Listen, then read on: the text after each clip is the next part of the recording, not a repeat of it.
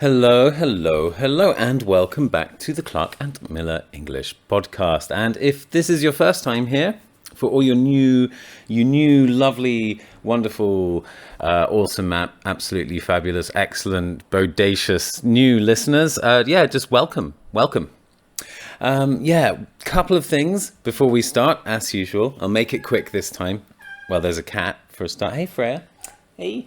First of all, I got to warn you that I accidentally recorded this podcast episode with my laptop microphone. So as a result, I sound a bit like a Dalek from the Doctor Who series. It's quite jarring at the beginning, but I've tried to soften it up with some music at the beginning. And you know what? I listen to a lot of podcasts, and sometimes I hear the same thing, an apology at the beginning of the episode saying, "Oh, sorry, we've recorded, sorry for the sound quality, please bear with us." And you know what? It's usually okay. After a few minutes, I just get used to it. So I hope you get used to the bad quality of the audio in this. Focus on the words. Don't worry about the quality of the audio. You'll get used to it, I hope. So today we're going to look at some cool stuff. We're going to look at different ways we can use will with if, and why we don't use will with if when we don't. That makes sense, doesn't it? Yeah, that makes sense. That's fine, isn't it? So we're going to look at that. We're going to look at why there are some things in English that don't have any reason to be there, except in my hot take, my theory today, there are some things in English that are just there for the rhythm, to provide rhythm to the language, not meaning. That's kind of fun. We're going to look at that. And finally, we're going to look at how meanings change when you use a verb and when you use its collocation. So, when you decide something or make a decision, when you take a risk or when you risk, when you make a suggestion or when you suggest, when you walk or have a walk, when you drive or take a drive, or when you run or go for a run. Why do we have these two versions of the same thing, and how are they different? So that's it. Yeah, we're going to look at these three sort of completely random sort of hot takes in English. Okay, so let's just get going with it. Let's just get started. Are you ready for the bad quality? You'll get used to it in about 3 or 4 minutes, I promise you. So yeah, just start listening, get used to it. So we're going to go from nice, lovely microphone voiced me now to Dalek me in a minute. Okay, good luck. All right. And thanks for listening, and I'll talk at you next time. Okay, and here we go. Yeah.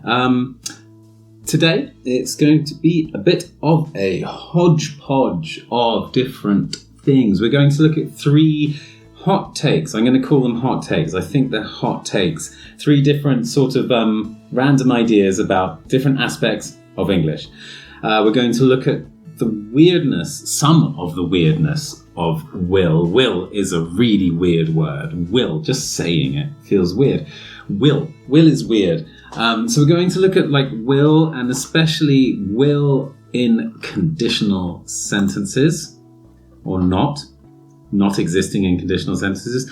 We're going to look at how I think maybe that some language we use it doesn't make sense. The only way it makes sense is that it's about how it sounds, not what it does. Okay, that's kind of cryptic, isn't it? But we'll see. We'll see that. So it's all about the rhythm of things, and also we're going to look at the relationships between verbs and collocations. Like verbs like decide and collocations like make a decision. Verbs like walk and collocations like go for a walk, and why they're different. That's it. So will, rhythm, and collocations, if you want them in simple words. But let's just get cracking. Will. So I was actually thinking about why we don't use will with if. But we do use will with if. Okay, so I was kind of thinking about the general rule of not using will with if when we learn about conditional sentences, especially, early on in our English learning journeys, we hear if, you never use will with if uses present tense or past tense. And I want to look at that rule, but first we need to look at the situations when we actually do use will with if. So you get a lot of like classic mistakes, I guess you could call them. Things like, if we will have time, we'll see the 80s museum. No, not correct. We would say, if we have time, we will see the 80s museum. Mistakes like, we can ask the boss if he will come. Not really correct. We can ask the boss if he comes. Why we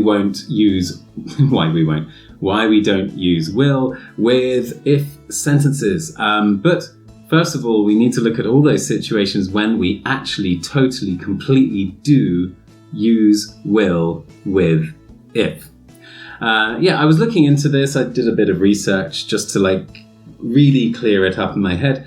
I found a really, really good BBC World Service article, which I will add to the description of the podcast. I'll put a link of that up. It was very good. It basically covers more or less everything. So in this article, we see basically 3 situations. I think there were more in the article, but I considered 2 of the situations kind of the same. 3 situations where we use if and will in the same clause. Examples. So the first one is results rather than condition. Well, what does that mean? Well, usually when we have an if sentence, a conditional sentence, we have something like, if we have time, we'll see the 80s museum. So you've got a condition. If we have time, that's the condition, we'll see the 80s museum. So in this case, it's a condition, we don't use will. But we have situations when the if clause isn't describing a condition, but it's actually describing the results, the hypothetical results of something. So instead of the condition happening as a precursor to the main clause, if we have time, we'll see the 80s museum. Having time is first, 80s museum is after, is second. Instead of that, we have the condition being after the result. So it's kind of like the results of the action. For example, if you'll definitely finish it, I'll pay for the course. If you will definitely finish it, I'll pay for the course. Cool, so we got if and will, right? Because paying for the course is first, and then the condition is the result of paying for the course. Whereas, if we have time, we'll see the 80s museum. Having time is first, and the condition is first, and the action is the result of the condition. Okay, another example. If it will give you some fresh ideas, then talk to Barry. If it will give you some fresh ideas, then talk to Barry. Talk to Barry if it will give you some fresh ideas. So Barry is full of fresh ideas. So again, we have talking to Barry first and then the result. But the result is also the condition. Talk to Barry only if you think it will give you some fresh ideas. You see what's happening here, right? It's basically the condition happening after the main action. If it will help us out, we'll do it. So we do it first and then it will help. So that's it really, like results rather than condition. I mean, the BBC said results rather than condition. It's more like that the results and the condition are the same. So if we have time, we'll visit the 80s museum. The condition is if we'll have time and the result is the main action. But if it will give you some fresh ideas, then talk to Barry. The main action is just the main action, but the condition and the result are in the same place. If it will. If and will together, when the condition and the result are the same. Okay, so that's the first situation. The second situation is basically when we use will to mean insist on. Examples, a good idea. Let's check them out. If you will do that, you will die pretty young. I like that. If you'll do that, you will die pretty young. Probably smoking. It's usually smoking. Pretty bad habit. If you will do that. So what does it mean? It means if you insist on doing that, if you will do that, you'll die pretty young. Another example. If he will keep calling the police, then they'll get pretty angry with him. If he will keep calling the police, then they'll get pretty angry with him. Again, like if he insists on keeping on calling the police, then they'll get pretty angry with him. So you have this idea of just like wanting to do something again and again. Now, will is an interesting word. Will is weird, right? And will is a really old word. And as a result, it has kind of a lot of different meanings. And if you think about, if there are any German speakers out there, what does ich will mean, right? Ich will, well, it simply means I want, right? I desire. It doesn't mean I will. So obviously this word will used to mean something closer to want or desire. We still have it in phrases like, he has the will to do something, meaning, he has the desire to do something. Or, iron will, like strong resolve, strong confidence. This word will is quite old. And we can use it just really to mean insist on or kind of like desire. If you will do that, you'll die pretty young. Meaning like if you want to do that, if you insist on doing that, if you decide to do that, if you desire to do that, that kind of thing. So in a way, will isn't really about the future in this situation at all. And the third situation, when we use if and will together, is meaning refuse.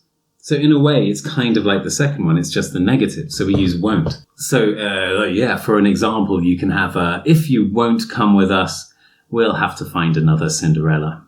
If you won't come with us, we'll have to find another Cinderella. Or I don't know what we're going to do if he won't agree to this. I don't know what we're going to do if he won't agree to this. And this kind of makes sense, right? This is like, it's like, again, the opposite of want, if he doesn't want to, if he refuses to. And again, this is the ich will situation. Will meaning want, will meaning desire, won't meaning not want, refuse.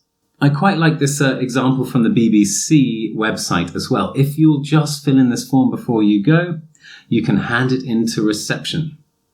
If you will just fill in this form before you go, you can hand it into reception. The will here, if you will just fill in this form, it means want, right? Straight away, it kind of means want. If you want to fill in this form before you go, very formal, very distancing, not assuming. If you want to, you can do it. If you will. If you have the will to fill in this form. Another example is... we have those three situations when if and will are used together. Results rather than, when results and condition are the same. I'll pay for the course if you'll definitely finish it. When it means insist on or kind of just want. If he will keep calling the police, they will get angry with him. And also, the opposite of that, meaning refuse. I don't know what we're going to do if he won't agree to this. So those are the ifs and wills together, the main ones. But, those are quite specific situations. And generally speaking, when we use like if in a sort of non-hypothetical conditional situation, like the first conditional, for example, we generally don't use if and will together. So will is basically a modal verb, right? So why don't we use if with will usually? Why can't we say, if it will rain tomorrow, we won't have a picnic? That makes sense. It's logical, isn't it? Tomorrow is the future. Will can be used for the future. Why don't we use will with this situation? Why do we say if it rains tomorrow when we're talking about the future? Now, I think there's a situation here where we have redundancy. We have if, right? And if is basically expressing a condition. And condition is basically expressing a type of modality. What's modality? Well, modality is when you basically don't have certainty. If you have a sentence like, my hair is blonde, or he really likes Mali jazz music, then these are complete statements, right? They're 100%. My hair is blonde. There's no question about it. He really likes Mali jazz music. There's no question about it. It's a full statement. If we say stuff like, he might like Mali jazz music, or my hair must be blonde, then we have this level of uncertainty. And when we use modal verbs, for example, will, might, may, can, must, should, we're making things less complete and more questioned. You know, there's a question mark above them. And I think also if is a kind of modality, because when we use, you know, if it rains tomorrow, that we have a question mark over whether it will rain tomorrow or not. If is contributing to the modality of the sentence, right? So when we use if, it's kind of introducing modality to the sentence. There's uncertainty. So why would we have more modality? Why would we introduce something like will into the sentence and create even more modality? The modality is already there from if. So is will really like adding modality? I mean, it's quite a strong meaning. It will rain tomorrow. Isn't that a complete sentence? Yeah, that's a good question. Yes and no. If you look at one of my blog posts called The English Verb, which I write about how verbs really work, according to a great writer, Mike Lewis, you'll see that like will is never quite 100%. When you use will, you're kind of saying this is the world as I see it from my personal perception. It produces a sense of subjectivity, which to me means it's not completely certain, which means there's some modality there. So this is basically my hot take. Why don't we use will with if? Why don't we say if it will rain tomorrow, we won't have a picnic? Because if already produces the uncertainty. And there's already modality in the sentence. We don't need more modality. Okay, so yeah, basically the will is redundant. Now, this is a loose hot take here. And I think out of the 3 big hot takes I've got today, this is probably the weakest one. But what do you think? Really, what do you think? If you're listening on the podcast, send me an email, gabriel@clarkandmiller.com. And tell me whether you think what I said was complete rubbish or whether you kind of agree or anything in the middle. You know, give me your modality. If you're watching on the YouTube video, if you're listening on YouTube, just bash it out in the comments. And will. Do we not use will with if because it's redundant? Because if is modal. Okay, moving on to the next one. Okay.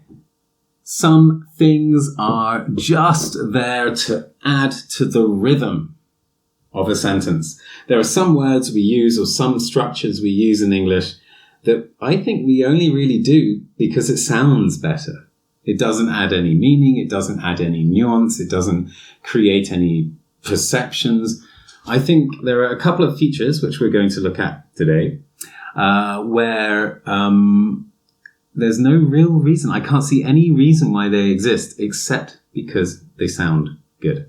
The first example, a very big hat or an amazingly stupid head or a cunningly crafted plan or a really silly idea. So we've got things like very adjective noun, amazingly adjective noun, an amazingly stupid head. Cunningly adjective noun, a really adjective noun. So we have this sort of adverb adjective noun structure, right? Almost all the time. A very big hat, an amazingly stupid head, a cunningly crafted plan, a really silly idea. Great. But what about quite? Why is this? We don't say a quite big hat. It sounds a bit odd. We can, but we don't. We don't say a quite stupid head. It feels a bit weird. We say quite a big hat or quite a stupid head. For some reason, we prefer switching the article and the adverb, or the quantifier. Quite a big hat, not a quite big hat. But why? Why would we do this? Why are we breaking the rule here? There doesn't seem to be any really good reason. Well, I think it's just simply that it sounds better. A quite big hat is quite difficult to say. A quite big hat. Quiter, now that rolls off the tongue really well. Quiter. You have a t-a, which is very easy to say. Quiter. Quite a big hat, quite a stupid head, quite a crafted plan. Doesn't sound like, quite a stupid head, quite a silly idea. Yeah, quite. That's much more difficult. Or it sounds really weird if you say it a lot of times. Quite. No, quite a. Okay, so that's it. I mean, there's nothing much more to say about that. Why does that break the rule? I think it's simply because it sounds better and it's easier to say. And this also reminds me of the word some. Now, like some, we use it a lot, right? It's a really common word. But why do we need this word? Like, it really has no meaning. What does some mean? Some means an amount. But if you're talking about something, there's automatically an amount. It doesn't say whether it's a little or a lot or a medium size. It's just some. Some has no meaning at all. I hear some like kind of classic mistakes. I guess they're mistakes. They don't sound very natural from my students. Things like we spent some hours on the beach. Like it sounds a bit strange because we want to just go, oh, how many? Like a lot of hours, a few hours, 1 or 2 hours. It doesn't really have any meaning, and as a result, it kind of sounds a bit strange. But that's why we don't use some with units of time, right? Like hours. Some hours sounds strange because we usually use hours with something we can measure. We don't say some years. It just doesn't have any meaning. But, we still use some despite the fact that it has no real meaning. We say things like, I bought some bread. Daria's working on some paintings now. We'll need some more chairs for tonight. Like these sentences, I brought some bread. Daria's working on some paintings. We'll need some more chairs. This is like what I would say when I want to express these thoughts. I probably would almost always use some. Listen again, but this time without some. I bought bread. Daria's working on paintings right now. We'll need more chairs for tonight. That last one sounds okay, doesn't it? Because of more. It's still got that feeling. I bought bread. That sounds very, very, very short, doesn't it? Daria's working on paintings right now. It almost sounds kind of contemptuous. It almost sounds dismissive. She's working on paintings. She's working on some paintings. I bought some bread. Like, it feels better, right? It bounces more. It has a more sort of nice rhythm. It has a nicer rhythm to it. I think it might be related to the iambic pentameter. I didn't completely check this yet. The iambic pentameter, by the way, is a rhythm that the English language is like loosely falls into. That's why we get this sort of da-dun, da-dun, da-da-da-da-dun sort of rhythm to English. If you're listening to the rhythm of people speaking English, you da-da-da-da-da-da-da-dun. It's that sort of feeling, right? And I think some contributes to this iambic pentameter feeling. It rarely gives us any more meaning. It just flows better. I bought some bread. Dana's working on some paintings right now. Da-dun-da-dun. I don't know. This is how it feels to me. Quieter and some are kind of there just for the rhythm, to make things flow and to let things roll off the tongue more easily. So that's my second hot take. There are features of English that are only there in order to make things fall into rhythm a bit better. Do you know any other things in English that just seem to exist for the sake of rhythm? Can you think of any other examples like this? Have you noticed any other examples like this? Things that exist that seem to be there just to make things flow better. Well, if you do, you know what to do. Bash it out in the comments on YouTube or send me an email, gabriel@clarkandmiller.com. Finally, the third hot take of the evening. If it's evening, I don't know. Is it evening? It's not even evening here. I don't know why I said that. But yeah, could be evening where you are. In which case, good evening. Anyway, the third hot take is verbs and their collocations have different uses. Okay, so let's look at some examples straight away. Okay, so we've got things like make a decision and decide, right? So make a decision is a collocation and decide is a verb, right? So far, so good. The same with take a risk and risk, or make a suggestion and suggest.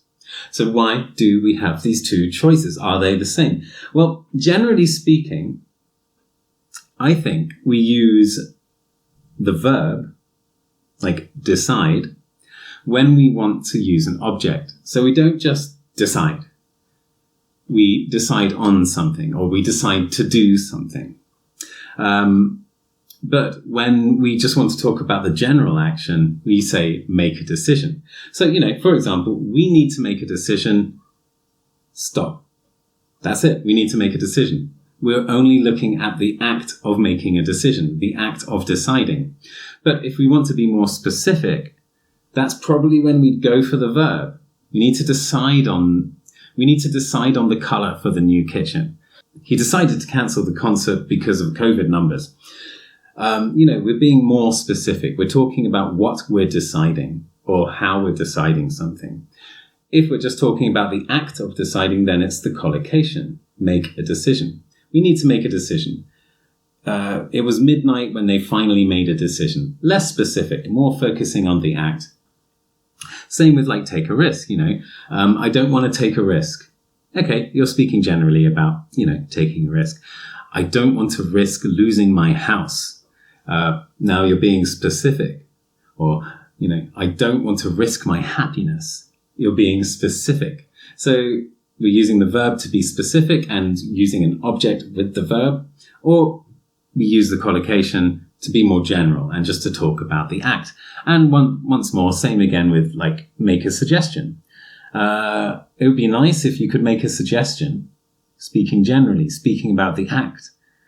He suggested leaving the house and going for a walk because everyone was getting really angry about talking about collocations. He suggested doing something there, right? So something specific. Or may I suggest that you stop looking at your computer screen and maybe enter the real world for a minute? Again, suggest actions, things, something specific. We have objects or clauses after the verb suggest. Make a suggestion. That's just a general act. Okay, so that's the cool thing about verbs and collocations. There's a sort of relationship between them, right? They serve different purposes. And I think you can see this really well when you look at activities. Let's look at the verb walk. You can take a walk, or you can just walk, right? So we have the collocation, take a walk, or go for a walk, or have a walk. And you have the verb walk. But here, walk doesn't have an object, right? So I don't think it's being more specific about how or what you're walking, right? When we use the collocation or when we use the verb, I think we're looking at different functions, right? We're talking about this act in different ways. When you take a walk, it feels like an activity. But when you walk, it feels more like a sort of physical action. And usually when we use the verb, we're reserving it for things like how we walk or how far we walk or how we get somewhere. If you walk to work every day, then you would use the verb, right? Because you're pointing out how you get to work, and it's the verb. Or he walked 100 miles on his holiday. We're talking about how far he walked. We're being very specific. So again, the verb is reserved for very specific things. But if you just want to talk about a general sort of activity, last weekend I had a walk in the park, or I went for a walk in the park, or I took a walk in the park.